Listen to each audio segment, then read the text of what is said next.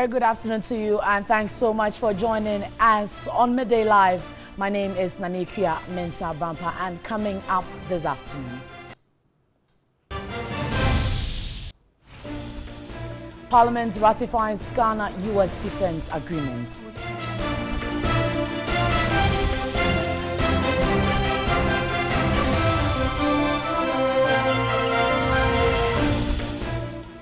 Also, with the onset of the rains, we take you to Dakuman, the pothole-riddled and filthy community.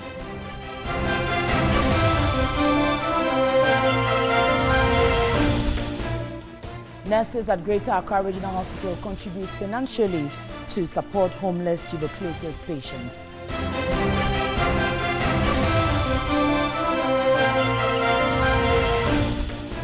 And later on the foreign front, the Democratic Republic of Congo says it will not attend a Ghana conference in Geneva next month, complaining the country is being given a bad image. And in entertainment, dancehall songstress Ebony Rain's funeral underway here in Accra.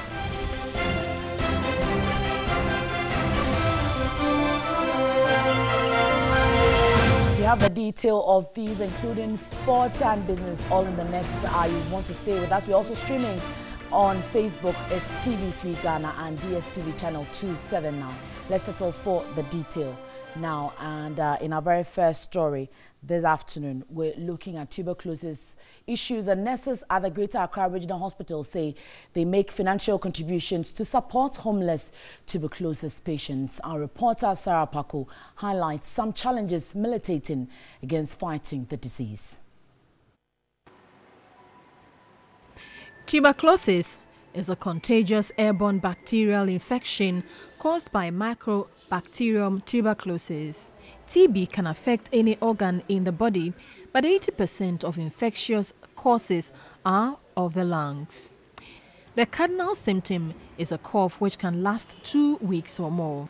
Ghana intends to end tuberculosis and its related lungs diseases by 2030. However, only 14,000 of over 50,000 cases are reported annually.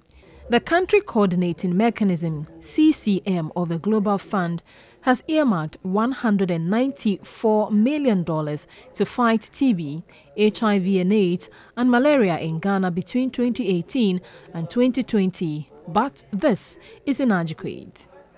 In Ghana, lack of financial support for patients and the poor nature of structures where patients are treated continue to hinder progress.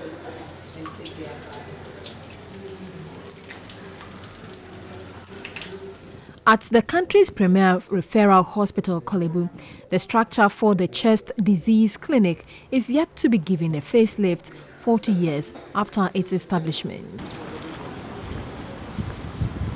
However, the La General Hospital has a new structure ready for the chest clinic for the treatment of tuberculosis patients. Here at the Ridge Hospital, a structure constructed by nurses to admit homeless and needy patients has been demolished. Among the staffs that are working in the facility, they always address the staff working in this unit as TB workers. And so sometimes when they see the patients around, they get scared and they want us to send them back to their locations, even if they haven't completed the treatment. We don't have enabler funds for now. And so sometimes staff of the unit has to contribute and then pay for the food. Kennedy, a drug addict for over 20 years, is one of the homeless patients attended to by nurses here. He was diagnosed about 6 months ago. I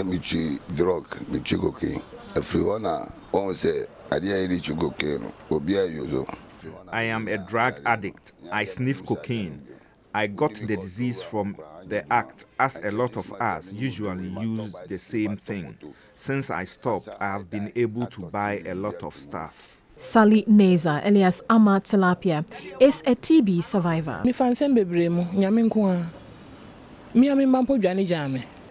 I faced a lot of neglect from even my children. Anyone who visited me during my ailment did not return. I am well now. As a country has recorded its first case of extensively drug-resistant TB, Program Manager, TB Control Program at the Ghana Health Service, Dr. Frank Bonsu, is calling for a multi-sectorial approach to support researchers to come out with a new drug to fight the disease. The medicines we've been using for TB has been with us the last 40 years. That is why we are asking for global leadership, that more and more investment should be put into research to come out with new medicines for TB that can reduce the treatment duration from 8 months to, let's say, 1 month. This year's World TB is on the theme, Wanted Leaders for TB-Free World. And danger looms at the Ramsar Basin, designed to receive huge volumes of water after rainfall in Accra, is being filled up with sand by private developers. Consequently, the Engineering Council of Ghana has warned of massive flooding in Accra if the basin gets blocked. The Ramsar site is situated about 1 kilometer away from the Malan Market in Accra. It is a conservation area designed to hold volumes of water from the Lafa Basin also within the same location. Private developers have encroached on the area and are undertaking vigorous activities in the reserve, thereby filling up the basin. This is a community that is in a low-lying area. And since we have been here, more than 20 tipper trucks have been in here to tip their sand. They are using it to fill the low-lying area or the swampy area. But residents say this is a disaster in waiting. I don't know what the government will do about it, but if they should try to do something, they should do it fast, because when June comes, because people are still doing this, they are taking tipper, going to this area, filling, but the filling too is the same people who are staying there down. We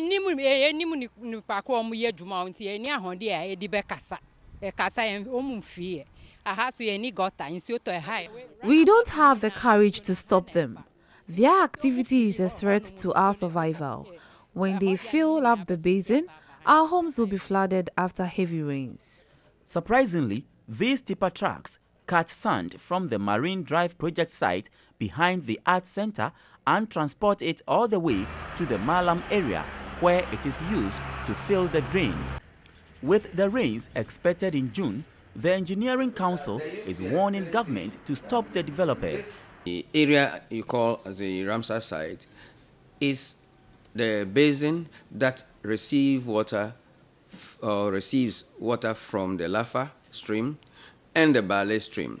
The Lafa stream takes its sources from the Santa Maria, Soutum, and Anya, all those areas, and bring all the flow down to the basin. What is happening now, it needs the attention of government, so that government can, or the assembly in particular, when I talk of government, it's the assembly, because the assemblies are in the area.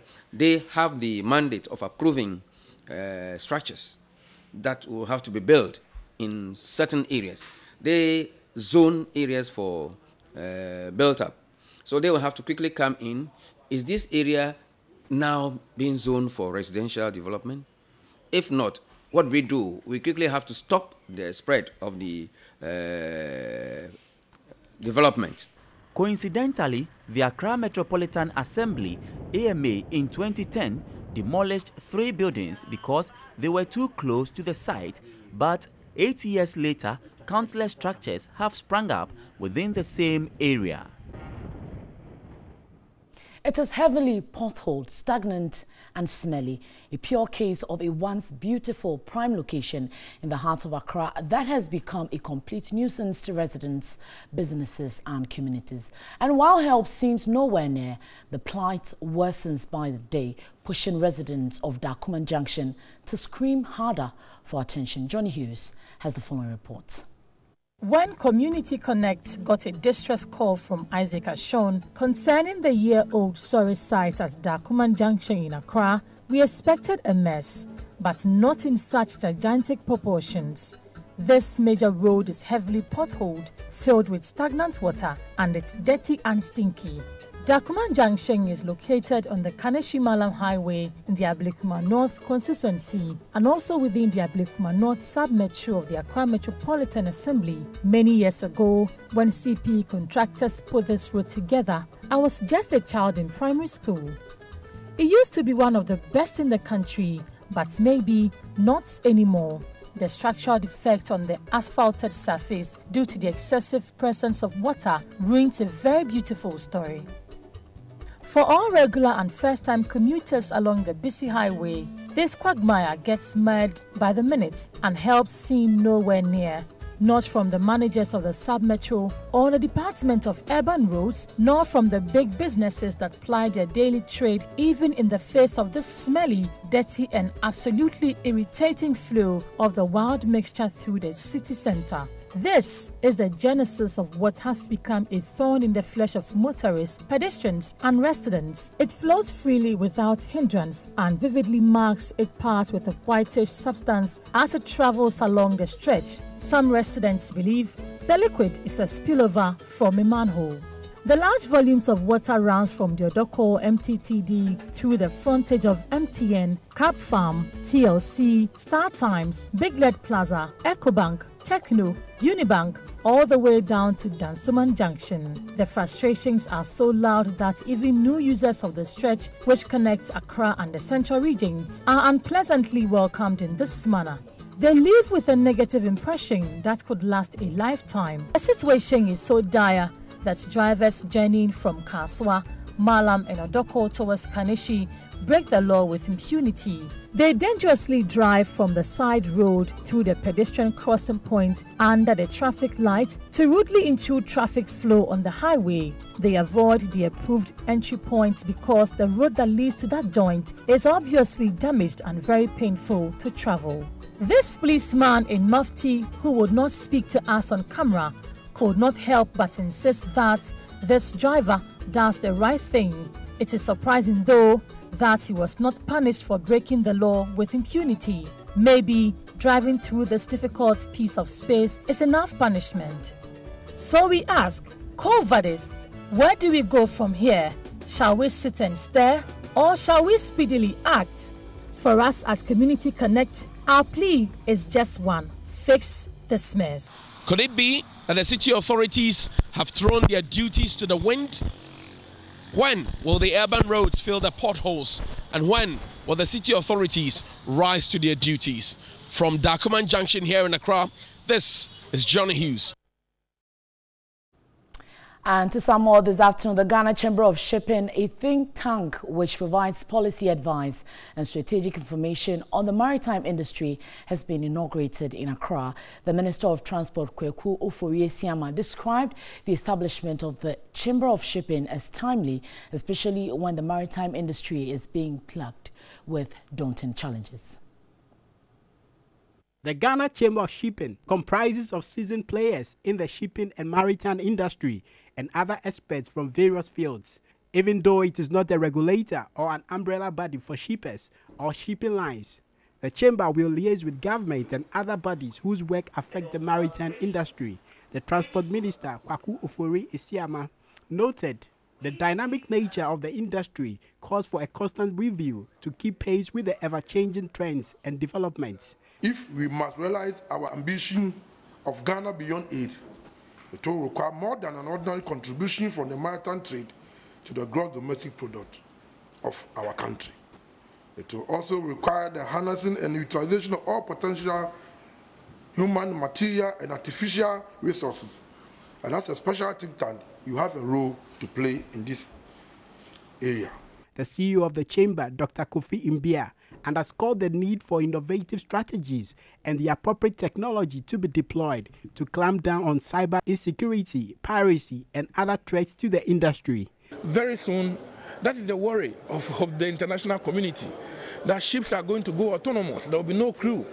There will be no masters. For example, if you are training maritime labor, are you looking ahead that in the time when most ships will not have any labor on board, then the people you are training, what will they be doing? You need to be looking at that. The Chamber seeks to provide expertise and policy advice to government on key issues in the industry. And Vice President Dr. Mahamudu Bawumia says government has removed value-added tax on more than 1,000 items, aside tax cuts in the 2018 budget statement. He was interacting with young entrepreneurs at a forum organized by the National Youth Authority in Accra. The Vice President said government made a decision following complaints by importers despite some tax cuts in the 2018 budget.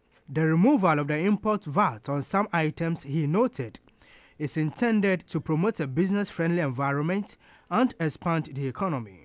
In the context of planting for food and jobs, for example, maize and sorghum production and all of that, to try to see how we can reduce the cost of feed in this country. It's one of the biggest costs in there. Just yesterday, as I said, you saw the import VAT on day-old chicks, which were taken out. But it is a work in progress, and we believe that we should support our poultry farmers so that they can produce the chicken that we eat on a daily basis here. The interaction with the young entrepreneurs was to get first-hand information on their challenges in setting up businesses. Some participants complained about the high cost of credit and how they could access government stimulus packages for startup businesses. The Vice President, Dr. Mahamudu Bawumia, spoke about new initiatives to enable banks reduce interest rates. Government is also taking steps to deal with legacy borrowing, which is imposing a burden on the commercial banks. And second, to improve the overall access to an inclusion of the financial sector. Minister for Business Development, Dr. Mohammed Awal, revealed that between 500 to 1,000 cedis has been earmarked to support startups from June this year. One of the main challenges we have in this country is that 75% of all businesses that are set up do not go beyond 3 years because they lack mentors, they lack cheap funding, and they lack innovation. NEP would provide all these services. The Minister of Youth and Sports, Isaac Asiama, emphasized on a new training model to equip the youth for the job market. Encouraging you to grow into big businesses so that eventually government does not have to go always around looking for aid.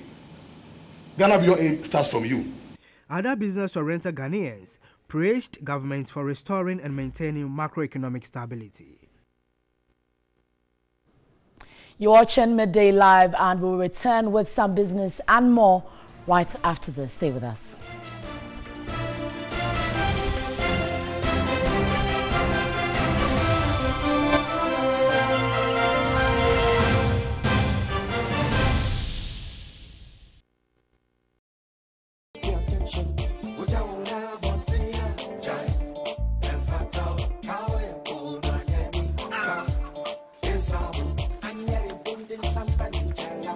Oh, my brother, I see you. I need to use your toilet. Yes!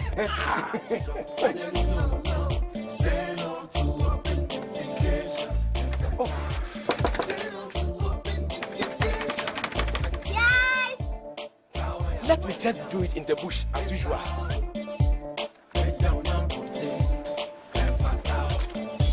Oh, Penny. Oh, Penny, I respect you, Penny. You can't leave your house and come and shit behind my compound. Ah, I have a toilet. Go and build yours. Openi Koko said she. Openi, stop open defecation, Jai, and fatal. This message is brought to you from the Government of Ghana, UNICEF and partners. This month of March, TV3 is celebrating Ghana with great pride.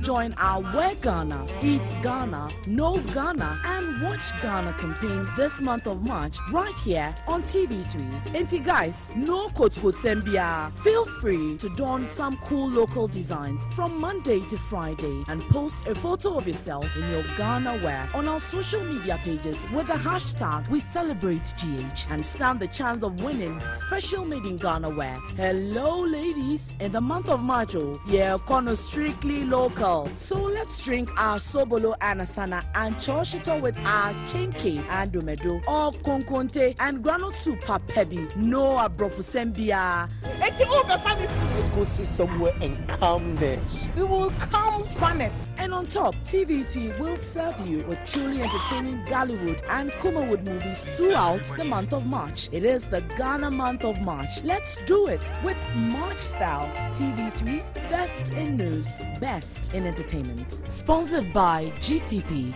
Timeless.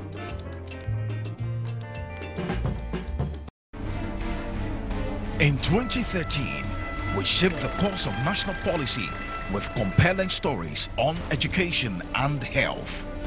In 2016, we provided the platform for political parties and the socially excluded to engage on issues of national concern.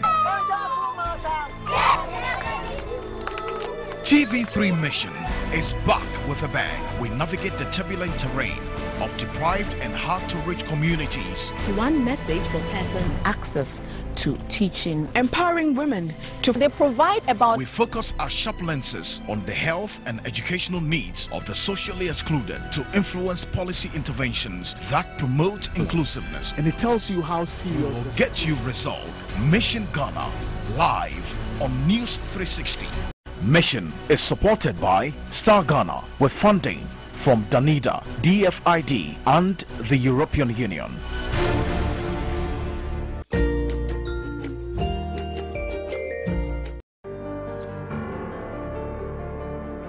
Everything you need to know. Captivating. Reliable. Credible and breaking news. All at your fingertips. Who's found Asamoah Gyan? Super finish! Being on top of the news has never been easy. Visit us at www.3news.com for all your reliable news. 3 News, news at your fingertips.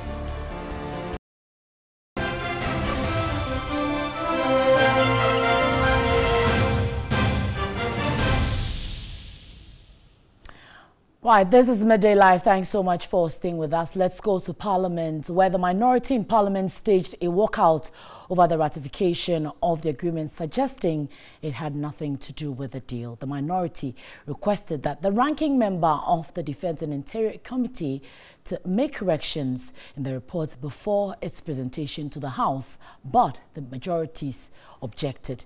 Now, Catherine Finfoma has more on this report. Mr. Speaker, I rise to propose an amendment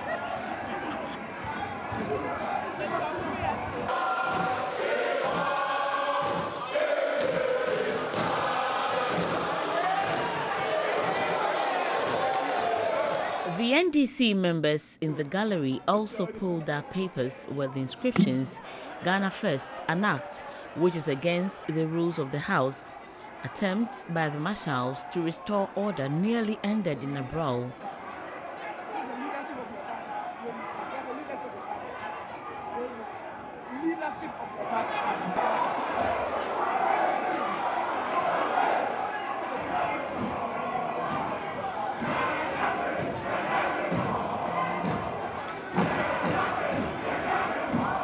The speaker walked out. The leadership followed. After about 5 minutes, they returned and agreed to proceed. Finally, the United States of America, why did they set up a Gitmo base? Because of abuses of human rights. You are opening the floodgates to Ghana for them to come and abuse us. The NDC minority, Mr. Speaker, I should have served you notice. This one, we won't be able to be associated with it, and we won't be able to take part in it. And therefore,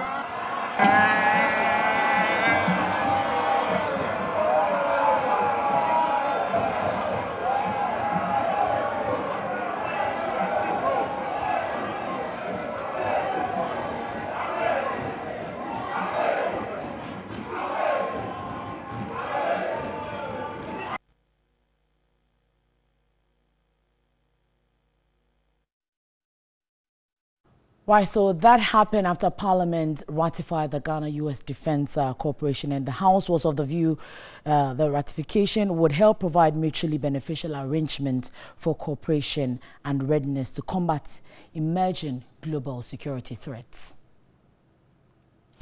Right, so, and well, the committee in Article 6.4 of its report noted that the unfettered access the agreement grants to the aircraft, vehicles and vessels of the U.S. Defense Department to enter, exit and freely move within the territory, airspace and territorial waters may appear to undermine the sovereignty and security of Ghana.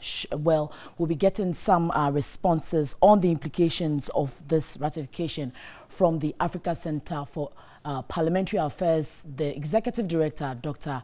Rashid. We're trying to develop contact with him via Skype. But before that, the Right to Information Bill has finally been laid in Parliament, and the Speaker referred it to a joint committee on constitutional, legal and parliamentary affairs and communications for consideration and report when the House resumes from recess.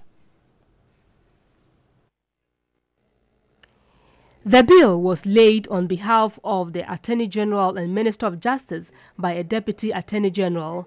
The bill has not been gazetted, and the Minority Leader Haruna Idrisu raised concerns.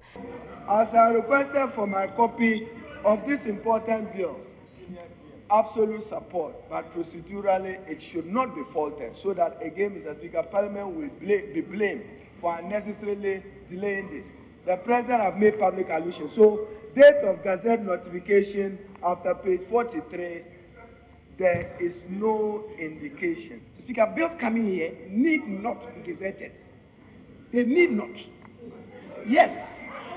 Mr. Speaker, if a bill is referred to the appropriate committee, the committee may determine if it is of urgent nature. If it is, it needs not be gazetted before consideration by that committee. The Speaker indicated it is only the committee that can determine if the bill should be of urgent nature. Members of the committee are expected to work on the bill whilst on recess and report to the House when they resume work in May 2018. There have been calls by many Ghanaians to have the Right to Information Bill passed. This compelled the President to have made a promise that the bill will be passed before Parliament goes on recess. But as it stands, Parliament will rise on Friday, March 23, without its passage.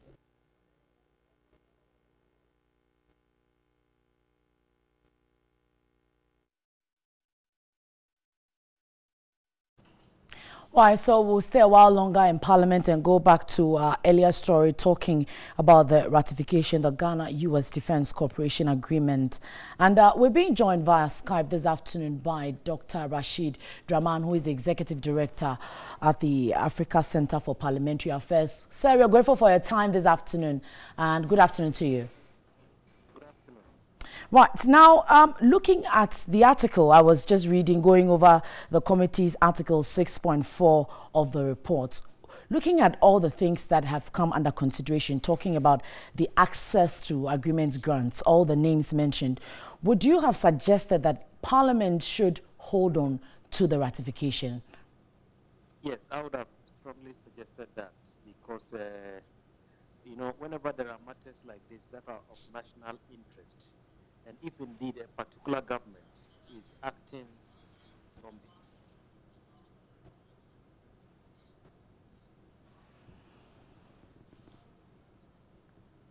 Well, it's quite difficult there trying to connect to Dr. Rashid Draman. We're having issues with the sound there on Skype, but we'll work on that and get back to him. Dr. Rashid Draman is the Executive Director at the Africa Center for Parliamentary Affairs, looking at the implications of the US-Ghana ratification there. But we're taking a breather, return with more right here on Midday Live. Stay with us.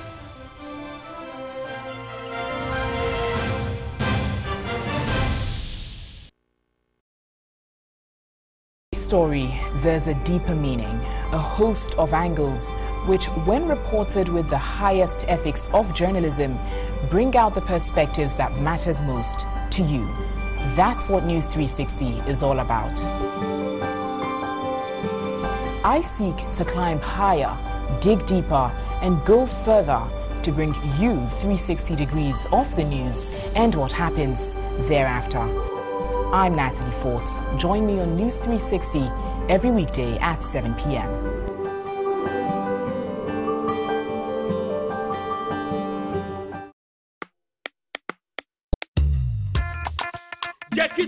Check it on your FM, check it Easter. And only the biggest Volta Lake Beach party this Easter. Yeah, the street carnival shas here 30th March. Every Accra. Me akwako jina aboso ewo atimbo. Yeah, twa enichieno so ewo akosomo. Edi akọ edumasa. Yeah, the arrival jump kesiano atwa ewo check it. And only ebema obia akwabo.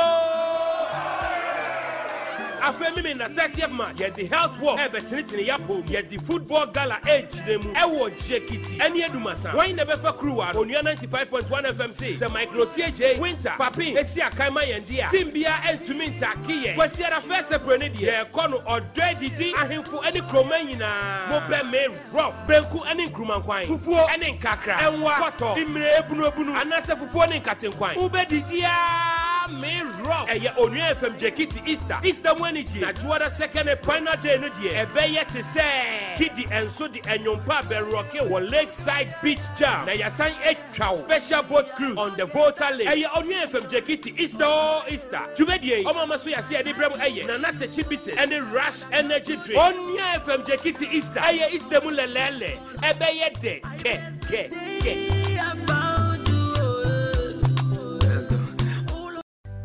Log on to www.3news.com for more news and updates of our major stories. Join us on Facebook 3newsgh for live streaming and comments on our page. Like and follow us on Twitter at 3newsgh and at 3sportsgh. Like our pictures on Instagram, TV3 Network. If you missed our live shows, watch a playback on YouTube, TV3GH. TV3, first in news, best in entertainment.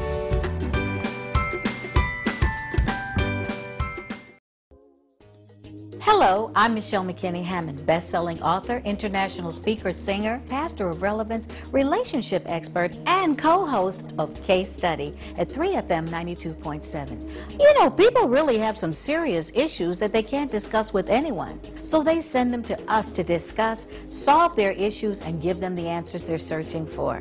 We call the show Case Study. It airs every Tuesday and Wednesday night from 8 to 10 p.m. on 3FM 92.7. You need to tune in. You won't want to miss it. And please, whatever we discuss, keep it a secret, okay? Shh.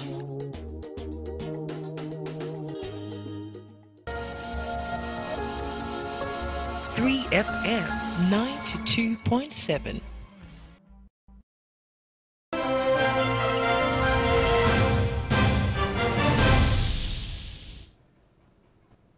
Right, so thanks so much for staying with us here on Midday Live, and we're talking about issues and happenings in Parliament, talking about the Ghana-US agreement there that was ratified in Parliament. And we have Dr. Rashid Draman via Skype. He is the Executive Director at the Africa Center for Parliamentary Affairs. Doc, we're grateful for your time this afternoon.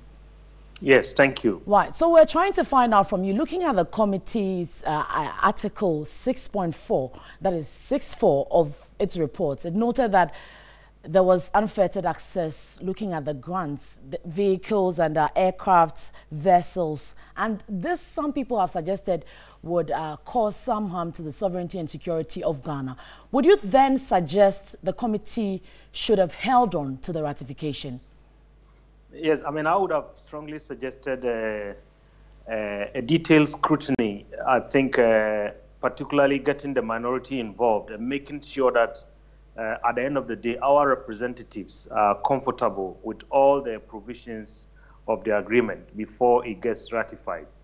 The way it stands now, yes, the agreement has been ratified, but I think it was only one-sided ratification, if you ask me, and that is not good. And I think that particularly coming from the Americans that pride themselves of being a democratic country and a bastion of democracy and a country that respects the rule of law, I think they should have urged our government to make sure that at the end of the day, whatever agreement that there is going to be in terms of ratification, I mean, our parliament, the entire parliament is on board. Because if you listen to the minority side, I think they have some genuine concerns.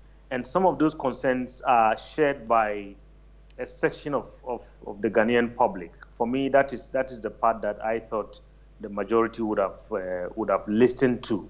At the end of the day, the big question to ask is why the rush? Why the rush? I mean, perhaps there are some questions that need to be answered.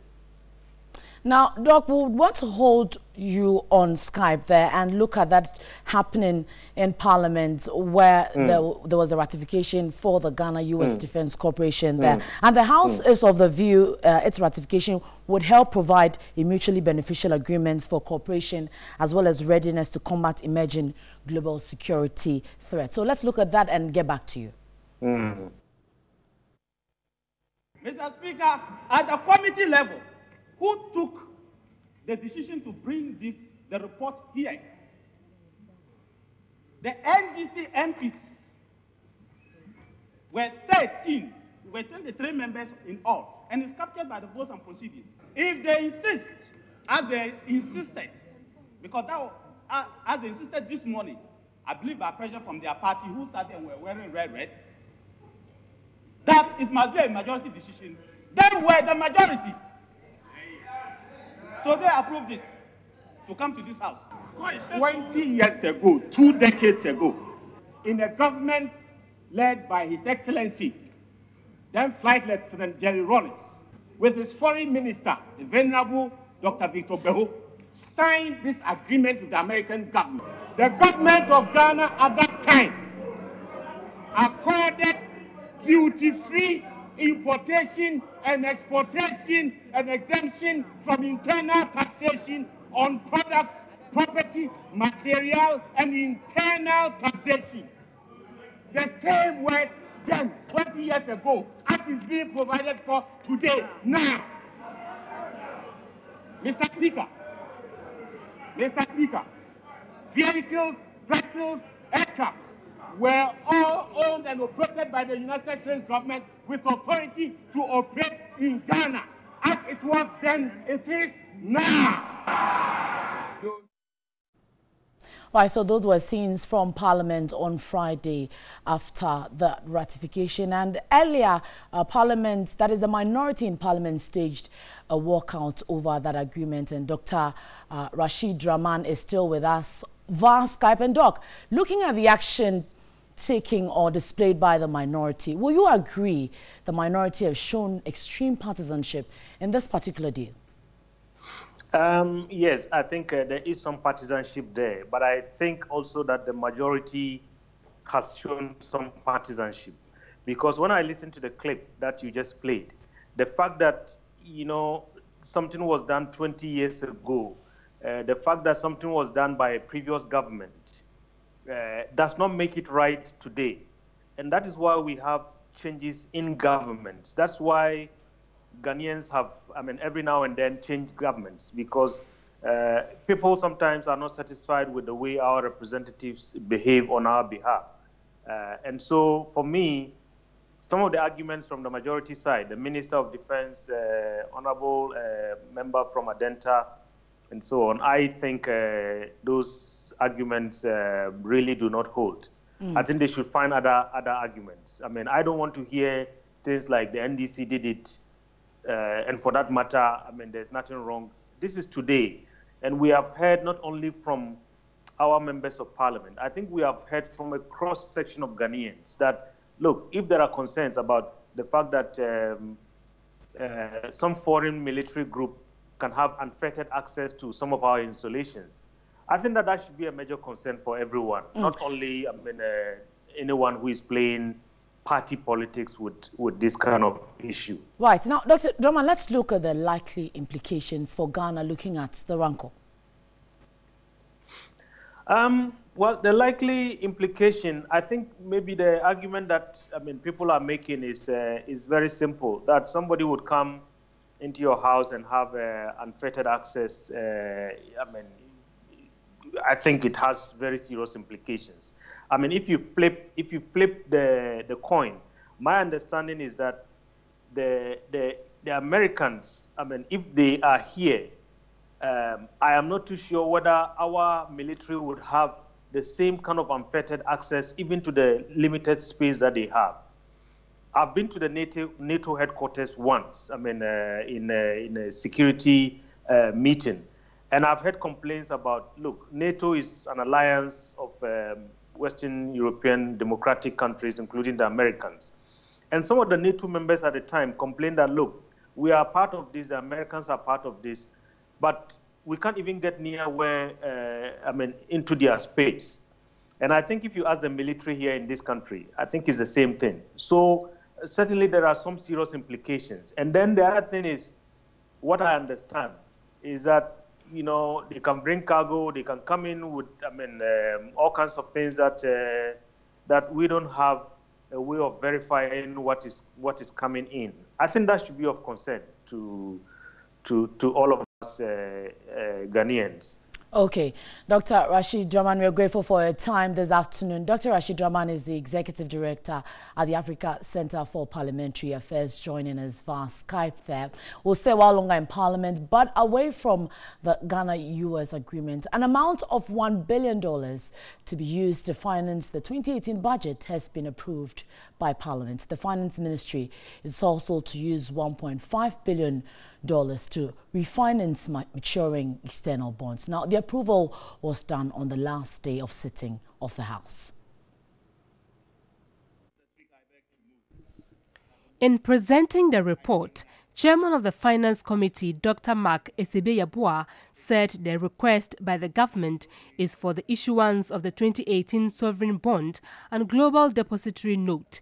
It is also to allow government use $1 billion to finance the 2018 budget, use up to $1.50 billion to refinance maturing external bonds, thus the 2022 and 2023, and also to use about 500 million Ghana cedis from the Global Depository Note to refinance expensive domestic cedi denominated debt.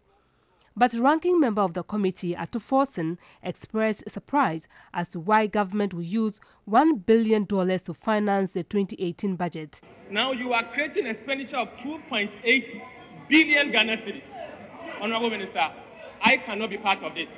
I cannot support you to go to the capital market to go and borrow for the purposes of funding expenditure that does not exist in the budget.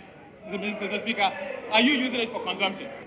In 8 years, we were here in the chamber and we were approving loans that were explained to us that we were doing smart borrowing.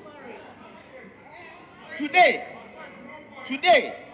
another group is doing very prudent borrowing, and we say no. To go onto the market to borrow is not a problem. The problem is, what are we doing to fast-track fiscal consolidation in order to ensure that we reduce the rate at which we are borrowing? Unfortunately, Mr. Speaker, we are running a fiscal regime that is regressive, a fiscal regime that reduces VAT for airline tickets to support the rich and imposes import VAT on bicycles for the poor. Mr. Speaker, for all our inflows, be they from taxes or from financing as we are doing now, we do not literally distinguish when we come here and say that we are bringing in tax revenue. We don't come and distinguish that if this tax revenue is not going for this building or for that particular item, we will not allow the government of Ghana to take it. It is only because this is of an international nature. That is why Article 1815 is triggered, and that's why we are here this afternoon requiring parliamentary approval. The House also passed the Ghana Deposit Protection Amendment Bill. Its passage is expected to bring relief to depositors and ensure stability to the financial sector. And we'll return with sports with Yalfo Sulabi after this break. All right, thank you there, Yalfo Sulabi. Let's do some entertainment news now.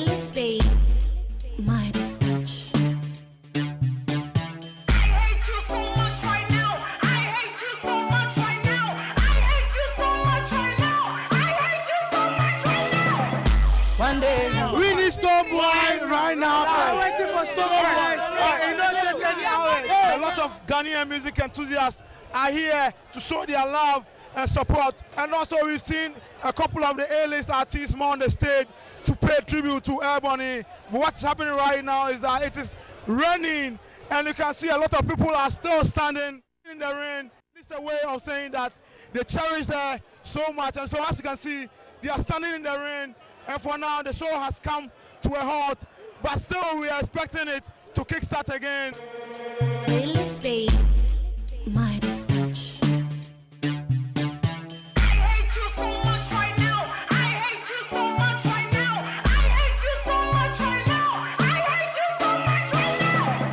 One day you will know, these are the words of my mother. As I'm getting old, even now I remember. Right, so those were scenes from yesterday's tribute concert for the late Ebony Rains, which was marred by the rains. But the funeral of dancehall artist Priscilla Opoku Kwarteng, popularly known in the showbiz circles as Ebony Rains, is underway at the forecourt of the State House. And earlier, Ebony's manager, Bullet, was speaking in a tribute. What is Bullet going to miss so much about this great talent? I'm going to miss everything. I'm going to miss the friendship, the love, the relationship, an artist and a manager, a brother and a sister kind of relationship. I'm going to miss everything. I'm going to miss Ebony. You've been out there talking about the fact that proceeds will be used to support accident victims. What is the plan like, Bullet? As you can see, a lot of people were bashing this concept, but you can see it's a success. It means God's hand is in it. No matter what they did, it's a success. It's very successful. I mean, look at the people around. They're all here to show their love and pay homage to their queen. So, from here, or after everything, we'll be going around and do some donations to accident victims, as we said. So people should keep their ears open and their eyes open to see what we're going to do next. All right, so talking about supporting accident victims, you also heard Obuo during the 1 week observation, and he was talking about the fact that we need to come together and then champion a cause, talk about road safety. Yeah, we're going to push a cause that soon we're going to unveil it to let people know. I'm not going to say it's going to be strictly road safety kind of thing, but it's going to be bigger than road safety. Right, so that was the manager of the late Ebony speaking at the tribute concert. But the final funeral rites of the showbiz artist Ebony Rains is underway at the forecourt of the State House. Ebony died on February 8, 2018 with two others in a car accident while returning from a visit in Sunyai in the Bono Ahafo region. And hundreds of friends, colleagues and fans are at the State House to bid farewell to the deceased. And in subsequent bulletins, we'll be giving you more updates on this particular one, talking about the final funeral rites. But let's move on now to look at some international news. And the Democratic Republic of Congo says it will not attend a Dana conference in Geneva next month, complaining the country is being given a bad image. Well, more detail on our website. It's 3news.com, and still TV3 Ghana. We celebrate GH. That is the hashtag. My name is Nanekia Mensah Brampa. Do have a good afternoon and have a good lunch. Good afternoon.